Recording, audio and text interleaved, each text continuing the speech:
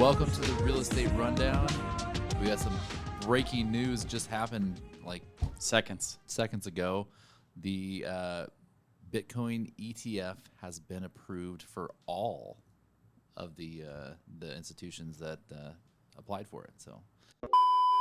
Hey guys, this is Colby, the videographer here at Zoodealio. Just wanted to give you guys an update and some context on this entire situation. When we recorded this podcast, it was yesterday, just minutes after the SEC's Twitter account released a statement saying that they approved the Bitcoin ETFs. From there, we recorded this podcast, and just minutes after we were done, it was actually announced that the SEC Twitter account was hacked, and that statement that they released then was not true. There's been a lot of things that went on since then, including the FBI now looking into this entire situation. But as a final update, it actually came out that today that SEC Chairman Gary Gensler released an official statement saying that they approved the spot Bitcoin ETF. And as a wrap with this, we didn't cover everything that they'll be talking about today that came out. So just to give you guys some context, if we missed some things or if there aren't some other details that came along with it, we just wanted to talk about what the possibility Bitcoin ETFs could be used into the future, and also just within the world of real estate. So again, sorry for this entire situation. It's a revolving door, and hopefully we'll continue to see some more updates and an end to this story here. But thanks, guys. This has been going on for 10 years. Some of these institutions have been trying to get a spot Bitcoin ETF for about 10 years, and the SEC finally approved it. So I know, that's wild, right? It's exciting. Like a long time coming, especially since there's so many people for a long time. They were like, oh, it's like fraud and monopoly, and there was a lot of very, very big names that absolutely poo-pooed it. It's because they didn't get in early enough. They weren't the ones who invented it. That's why they poo-pooed it. I agreed. So did you guys hear that yesterday Satoshi Nakamoto apparently received 26 Bitcoins? What? And yeah, wow. and so that they're saying that like it's proof that he exists, like it's an actual person, and people think it's Elon Musk. That's all I'm saying. That's interesting. It's Donald Trump. It could be, because he was PayPal, right? So, he was. But it's interesting that this guy Satoshi Nakamoto is like a just it's a phantom. It's like, no who one is knows this who it guy? is. Yeah. It could be Keith. Well, somebody knows. It's who Keith. it is. It could be you. There's That'd be good.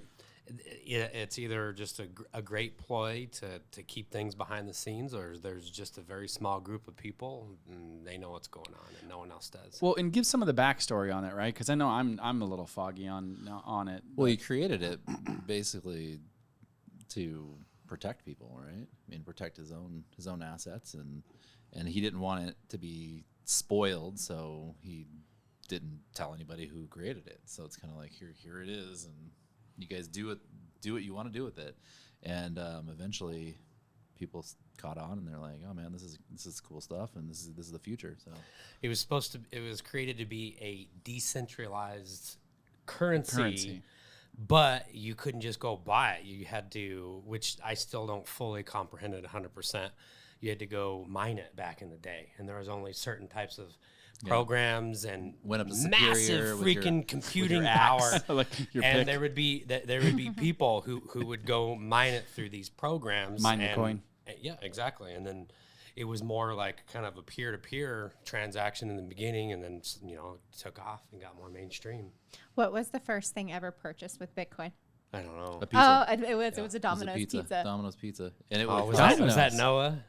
huh? I'm just kidding. Yeah. Noah told me he bought a pizza with his Bitcoin. Did he really? It would be worth like $100 million though, or something like that. Oh, I bet that That- pepperoni what they pizza bought better that pizza been for, had yeah. better been worth it. Damn. World's most expensive pizza. In hindsight, Absolutely. it was. Well, you hear all Holy- these stories too. These guys that lost their keys and stuff like that, and they have like 10,000 Bitcoin somewhere. Oh, Or like your brother tells a story of the dude that lost his thumb drive with like, Yeah. hundreds of millions of dollars of Bitcoin on Bitcoin it. on And it. he has been like He's- mining through landfills stuff, trying to trying find to find it. his- oh. And like is assembling teams of people and like offering them like a cut of it if they find it with them. That's insane. Crazy. That would be insane. Could you imagine that? Like, you'd be like, how would you not want to like Could you kill imagine, yourself? Could you basically? imagine how you would feel if Oh. you actually found it? Oh, that'd be amazing. Jesus. So there's only 21 million Bitcoin ever that's going to be around, and there's about 19 million right now, and they're saying like about 2 to 3 million are probably lost forever. Really? Like never gonna see the light of day. People have lost their thumb drives. You know, their keys are gone. See, I don't understand that. There's Why is about- there only going to be 21 million? Because you have to have a cap. That's why it's going to become so valuable. It's mined. Yep. And so I think it's like another. We'll hit the 21 million in like another 10 years. Yeah, that's what I thought I read somewhere that said 2030, but 2030. Okay. Yeah. And then it's gone, and then basically there's no more Bitcoin. And then what I also So they hear- can't just print more? No, exactly, and No.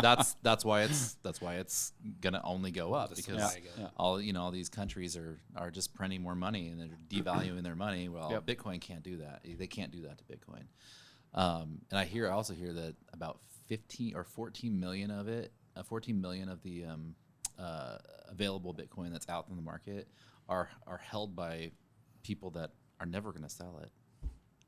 They have enough money Yeah. that they're never going to sell it. They're people that Sort of like passed holding down on to to it. heirs or Yep. something. I mean, that's Yep. huh. So yeah, it's pretty crazy. That is wild to think, right? It's like a whole different concept of currency. So in April, they're gonna, we have the halving event as well. So there's only a certain amount of Bitcoin that can be mined every day, and in April, every 4 years, it cuts in half. So I think like right now I don't know how many per day. I think it was like 900 per day that's available to be mined every day. And then in April, it'll cut in half, and only 450 will be able to be mined every day. Do you know what is for real? What is the process of the mining? of It's just, it's just computer. You're right. Computer Verifying the ledgers. Okay. Yeah. And they verify enough ledgers, and then they receive like a fraction of a Bitcoin. I don't understand it at all, but I've read about it. and- I was gonna say, like, I actually, okay. But when it first started, it was almost Sounds like right. a damn video game. yeah. Right? And then that went away once it hit the Yep. marketplace. I remember the whole video game play of it. Hey, if you guys are enjoying this content, make sure you hit that subscribe button so you can stay tuned of our new episodes, which are released every Wednesday. It's interesting. So how does this relate to real estate, guys? Well, I've heard that I got there's some thoughts. there's some lenders now that the ETFs are involved, or these ETFs are involved. It's gonna like slow down the volatility. It So is it'll be really less, volatile. It'll be less volatile with all these big institutions that are going to be holding big ETFs. And what I'm also hearing is that lenders are going to start lending on it, so you don't have to sell your Bitcoin to buy a Oh, house. nice. Almost like You can say, asset. hey, I've got 20 Bitcoin. I want to buy this house here. You can have my keys, and you lend me the money, and I buy the house, make my payments. Make my payments, and if I make my payments on time and pay off the loan, then you can, or you refi it. I get then mine. you get your keys back, or Interesting. you get your Bitcoin back. I have not read that yet. Yeah, there's- So there's- send me it if you see something like that. That's like an watched- asset loan, it was, right? It was some Essentially. videos. It was a video. Yeah. Oh, got a it, video got I it. watched. Yeah. I mean, that So makes maybe it's sense. something Because there's that's people gonna be already doing concept. it. Yeah, it's risky because you're handing over your keys to somebody. You're basically handing over your Bitcoin. I mean, they go bankrupt and they have your Bitcoin. I mean, you have their house, or you have the house, but To untangle that might be a little tricky. yeah, it might be tricky. Well, and especially imagine you hand over your Bitcoin as your asset, protection, and all of a sudden the Bitcoin continues to go crazy. The bank folds, can't get it out, and now you got this Yep. rocket ship Bitcoin appreciation. Yep. That'd be fun. A little problematic. People who invest in this are different types of investors. Agreed. There would be stipulations. There'd be no way you would be able to have access to it For at some sure. level. For sure. I agree. I wouldn't do yeah, it. Yeah. I always think about the documentary, The Anarchists, and I know I tell everybody to watch it because Yes. it's such an interesting documentary. Like, have you watched it yet, Keith? No. Oh my gosh! Like, Oh, yeah, that was it's like good. right up your alley. You would It's love totally this. up your You alley. would totally love it. Where's it But- on? Netflix? Yeah, but No, it's on if Prime. People It's on are all Prime. weird Yeah. and stuff. No, No, but no, it's no, it's- interesting. It's really interesting. They literally had all this Bitcoin, and they were when Bitcoin wasn't really worth anything, and all of a sudden it exploded in value, and like all these anarchists started becoming rich and in super rich. Acapulco. In Acapulco, And so they're like this And they're, group of like running Acapulco. Yeah, like these and insanely they're rich millionaires, and they're like, anarchists running It's Yeah. really interesting. It was a good show. It was funny. It was good. well done, and they videoed everything, so everything is like from their perspective. So it's not like a look back; it's like you watch it unfolding in real time because they were recording everything they were doing. Yeah, It's good show. pretty cool. I'm gonna watch. I know I've seen pieces of it. I'm gonna watch it again. Yeah. You'll see why I think Keith would love it. Oh, for sure. Yeah. It's totally up your But alley. yeah, I think, I mean, there's just so much in the crypto world now. I know we always talk about change in the industry, but we probably haven't really talked about this much because there hasn't been much talk. But because of the ETFs, it wouldn't surprise me in 2 to 3 years, right? Oh. There may be some people just purely transacting in crypto. Like, wait, what's fiat? What's fiat cash again? Yep. I don't know. Yeah. Dogecoin. The US dollar? Yeah. No, I see that, Keith. And we were talking before the podcast that Proppy now allows you to transact in cryptocurrency. And I didn't know that. yeah, it's really cool. So, and Elliot pointed out they're only in Proppy's like in, I don't know, half a dozen states. Yeah. Maybe Something like that. 5. I think 7 states. Seven, okay. Is what I recall. But I've been kind of checking them out to see if they'll serve our needs. And I did a demo of their technology. And one of the things that they were real proud of, and they should be, is that they do have the ability to, if you're an agent, you can put your listings onto the Proppy site, and then you can allow buyers to purchase that home in cryptocurrency, and they will handle all of it.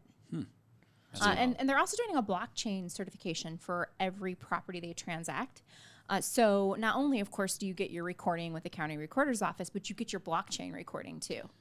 And so I think that's it. It's the future. Well, blockchain potentially destroys the title world, right? I mean, it would replace it eventually if they could upload everything to the blockchain. The title plants will they will not need to exist. It's fun stuff.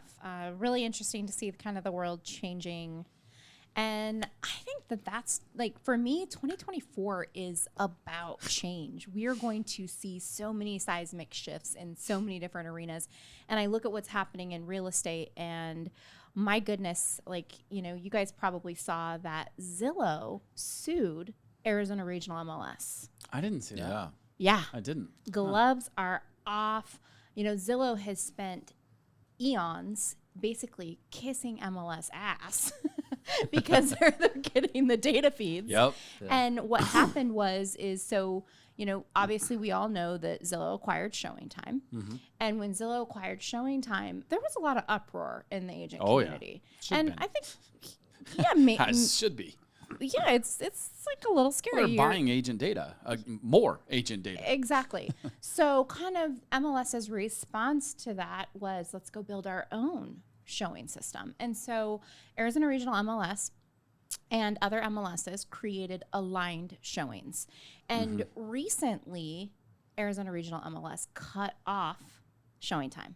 And they cut off their data feeds. And so if you're a realtor in Which is Arizona Regional good. MLS, I mean, it's good because is good. I had to show some houses to a client of mine, and when you list a house, and a month ago when ShowingTime wasn't cut off. Yeah. I'm sorry to cut you off, Yeah. here, but I had to talk about this. Okay, yeah, cut me because off. it was a pain in the No, ass. you're good. Because I had 6 showings, but half of them wanted to use Align, half of them wanted to use ShowingTime. So I had to go back between 2 different apps showing, is this one from Align or is this from ShowingTime? So I'm like, trying to figure out which one is which, and it's just a pain in the butt. It was a pain in the butt. Now it's just Align. No more ShowingTime It's on there. just aligned. Well, okay. But they're suing them for it. They're suing them. So Zillow took the gloves off, and they're suing them for antitrust. And it's apparently not a good look for ARMLS. Like, apparently they will likely lose this suit. Antitrust for what? What do you mean? I mean, they can. Because they're not allowing their members to have use access to a competitor product. Because they cut their data feed off. But can't. Oh, gotcha. Okay. Yeah.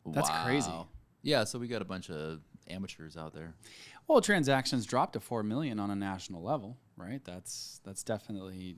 I mean, obviously, it was super high the year before. It True. went just slightly over 6 million, but so it's like And 35% hit. It's really easy to get your license too. So Yeah, they What were do you saying that in half of the states, you don't even need a high school diploma to get Yeah. a real estate license. What? Yeah. I thought. You don't in I thought you Arizona? had to have a GED. Well, No? I thought in Arizona you had to have a GED or a high. I don't remember showing any No. of that. Thank goodness. no, you don't have to get a GED or anything. Oh, I stand corrected. What? Nope. You have a degree. Don't you have a degree, Keith? Not a full, almost. A running degre, Yeah. Oh, okay. Well, it's marathon. you're close. Yeah. We close. I quit after 1 year left. So you went to 3 years of college and then just didn't finish the final year. Right. What was your major? I was just gonna be some generic business again, which means nothing. Because I didn't have any anything specific. It's just a Yeah, normal that's true. business MBA. I don't think that means nothing. I don't want to tug on anybody's feelings, but I think it means nothing. Well, what it means is you get an interview. Yeah. Yeah. Yeah. I'll For be. some- well, actually, I'll a throw lot, some shade. a lot of companies aren't saying you gotta have a degree It's anymore. changed It big definitely time in has the changed, last yeah. 10 years. Yeah. It just doesn't mean what it Yeah, well, there's used to mean, and I think for good reason. Yeah, I mean, outside of engineering, a whole nother doctoring, topic. lawyering, there's obviously a couple of specific trades. But yeah, I mean, your on-job training, I think, has gotten so robust for so many large companies. Now, if you need it for something ridiculously Yeah, like a specific, doctor or of a course, lawyer that's or- not even what I'm referring Yeah. to. I'm just Right. talking about it's like, well, what'd you get that for? Well, I don't know. Yeah. Because I thought Hotel I needed management. It. What's That's your job? Yeah, exactly. That's what I meant by that. Yeah. Yeah, or you're getting like a BS, right? Bachelor of Science. Oh, yeah. Like, what are you going to do with that? Get an interview. Yeah. So what else is going on, guys? What are you feeling for 2024? I think there's gonna be 4.4 million sales this year. I was totally vibing the 10% same. increase. I was We're vibing making the same way. predictions again. I'm just kidding. Well, I think we should discuss some forecasts, right? It's that first week, and I mean, I know we talked about some of the predictions for 2024. We got to wait and see what comes true for our predictions. See how we hold up this year. Mine already came true. Oh, well, you already win. It's like legit. So I predicted that a lot of these copycat lawsuits would consolidate in the U.S. federal court, and they did. So they filed for the plaintiffs for a bunch of these copycat lawsuits filed for consolidation of the cases, just like I predicted. I was like, that's so cool. No, it's a thing. It happens, and it saves resources, and it saves court resources, and so it's, I guess, the smart thing that they do for class action suits. Yeah, Makes sense. yeah. So speaking on predictions, I saw something, I don't know if it was social or Reddit somewhere or what have you, that the NAR was projecting that we're going to actually have quite an increase this year. They were like super bullish. Like they think that we're going to hit like 4.75 or something like that. It was I think if memory serves me, it was 4.71. So 15% increase. Yeah, that's It's better than 4 million.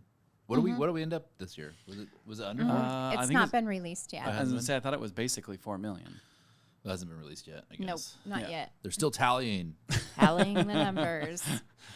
Well, I mean, it's Somebody only been out 9 days. So Yeah, or that's true. Roughly. That's true. They're still. There's still agents that haven't changed the status yet. Yep. Oh, Yep. for sure. They Probably. haven't gotten dinged. Close date. What do you guys think? What do you think we're going to go to? Seriously. Jeez. Didn't we already all say that? Yeah, I think we did. I don't remember what I said. Well, I don't I have. either. Okay, let me restate my question. Do you think we're going to be over or under? Oh no, we did do that, didn't we? We had over we're- under last year. Oh, definitely over. Over. The, For this sure. year was. I'm definitely an over. This as year was well. definitely the bottom. Oh. The interest rates are the Yeah, the Fed's going rates. to start cutting. Yeah, we all said over because Yeah, election year. If the interest rates keep going down, and you'll have these agents that'll want to hop back in because now we like, oh, real estate's hot again. So that's what happens. Yeah, yeah. Well, and I'm still a huge proponent of real estate agents inspire a crap ton of transactions. So I mean, it's a tough thing, right? Because when you have the agent body that's projected to go down, and if there's less agents to promote less transactions, then does that hit too? But at the same time, did the big fish maybe pick up the slack? I think it both mix in for sure. Yeah. I think that what's going to be interesting is the agent that emerges this year, because I think it's going to be a highly talented, highly skilled agent. And I think that we're going to see better agents, and, you know, kind of those ones that are onesie twosies probably aren't going to keep up. Well, and, you know, again, for me, obviously, I look at this through a different lens, being a part of the creation of a technology, you know, based company. When you have the agents that operate their business off of tech, there's obviously cost to that to get started, right? It's like a leap of faith to be able to do those things, and however it helps you scale up your message. Where those onesie twosies, they're not going to afford to invest $3,000 to $1,000 a month into their business through having the proper tech stack to help them elevate and scale up their message and provide better service. True. And there's the agents that just, you know, their mom wants to list their house, you know? Yep, exactly. Wait, let's talk My about. mom's always going to use me, even if I only do one deal. Well, my mom is a realtor, so Oh, yeah. she's probably You're not screwed. going to use me. Yeah, that's great. And so let's talk about the mindset or the skill set, or just who is the realtor that is going to crush it this year. I think it's someone that is very optionality focused. And Options in the marketplace make sense. we're giggling because obviously at Zoodealio we're the purveyor of options for you to bring to your clients. So like we get a chuckle out of that, but I know that you mean it. Yeah, Yeah. it sounds cliche, but it's the truth. Well, of course, and it's all about here's why the options make sense. When you have a broad audience that all have the different needs in the marketplace, you have option A, B, and C. They serve market A, market B, market C. And so when you can serve all of those people, that value proposition is the lead magnet in the marketplace. And so if you're the provider of that service that solves their problem, that option makes sense for them, and therefore they come into your marketplace and choose to work with you. I was like, wait, what? Good timing. Good timing. Good timing, good timing. Da-da-ching. So we all agree. But it wasn't a joke, even though it was, Yes. So we all agree options are a thing. I meant to hit the cheering one, but it was the drums. It worked. All It good. worked. there we Yeah. go. There we go. Thanks, Colby. Colby got me back. Colby got me back. Enough. Okay, so options are a thing. Yep. Okay, so what else? What else is the agent that's crushing it in 2024? Thought leader, communicator. Big one for me. Right? Like, I mean, honestly, you know me, I've told you this before, I'm always envious because you do such a good job of it. But when you're communicating, you know, stats, you're getting, speaking to trends that are going on, not always speaking about things from a neutral standpoint, but maybe even a point of position. You know, the what's, the hows, those types of things. I think when you can communicate those, whether it be via social media, or you're bringing that option like we were talking about before, and you're communicating those types of things at scale. So whether you're doing it on social media, you're doing it through your CRM or some other type of platform. I also think options are great, but if you don't truly understand and can communicate what those options can do for somebody, then they might mean nothing. You don't know So how to it's- find the people. It's also being very educational. Well, here are these options, and here's what all these different paths would look like, you know, based on, you know, what needs you're looking for. It seems like this could be the right path. Here's what that looks like. Because the problem is a lot of people, from the consumer perspective, whether you're a buyer or seller, how many people actually do that? Not too often, You're right. right? And so even though that they know there's options in the marketplace, there's still the mindset of, you know, probably more how do I do this traditionally? And so I think getting really good at what those options can do for people and painting that picture, so then they just feel like, okay, this was the best option. This was way cooler and different experience than I anticipated. I agree. It really, what you just said made me think of like loan officers and how they're very skilled at coming to the table with different ways to accomplish the loan. Totally. And they've got, all these different loan products, and they have to be educated on the different loan products, and they have to know like the ins and outs of each one so that they know whether that person will fit with each one.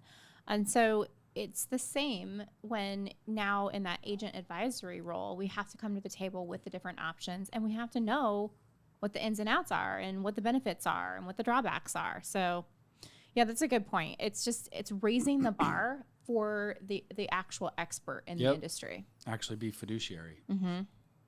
Yep. So we got thought leader. We've got an agent that is not a one-trick pony.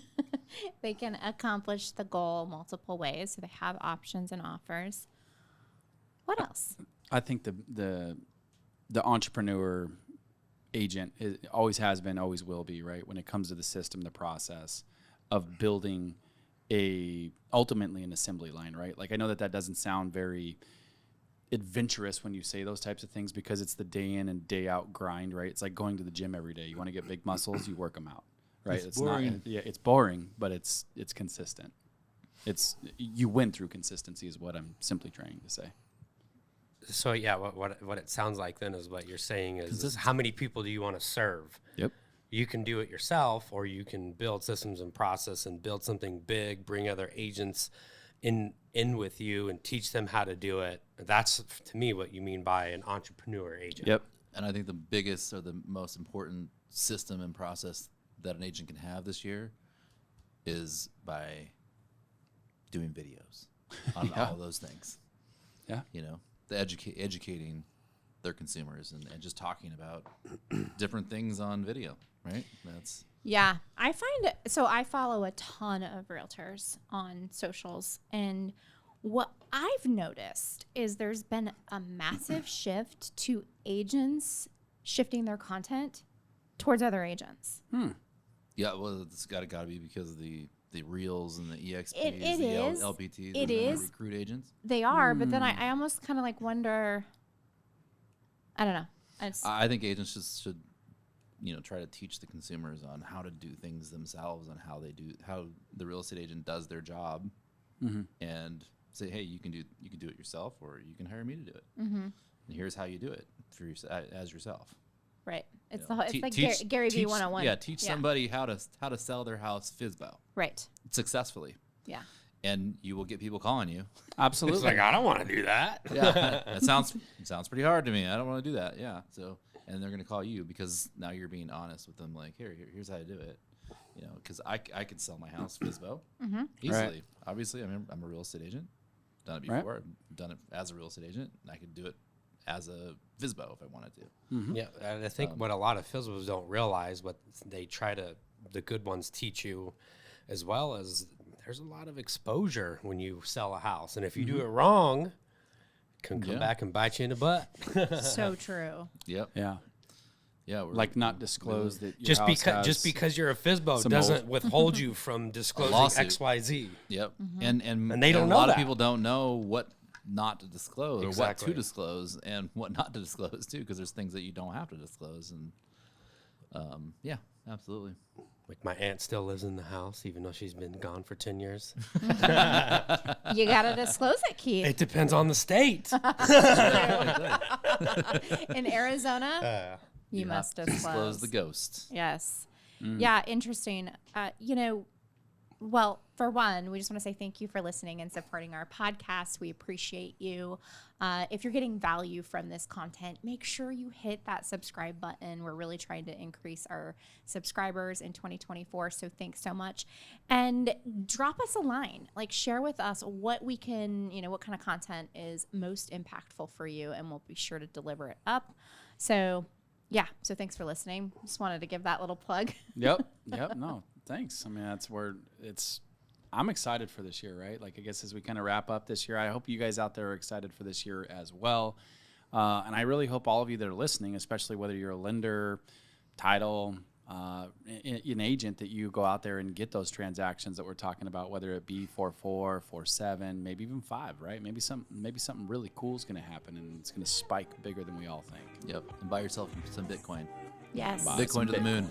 Bitcoin. or Ethereum. Thanks for tuning in.